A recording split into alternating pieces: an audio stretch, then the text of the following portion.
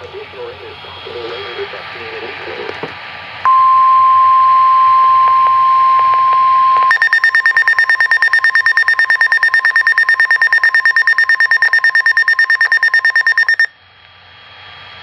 The National Weather Service in Mount Holly, New Jersey has issued a flash flood warning for southern Kent County and central Delaware, central Caroline County and eastern Maryland, northwestern Sussex County and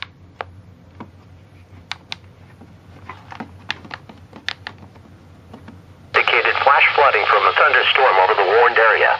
Locations in the warning include but are not limited to Harrington, Ridgely, Oakland, and Greensboro. Do not drive your vehicle into areas where the water covers the roadway. The water depth may be too great to allow your car to cross safely. Move to higher ground.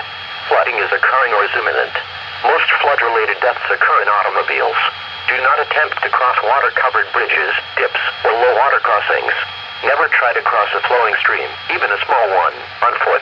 To escape rising water, move up to higher ground.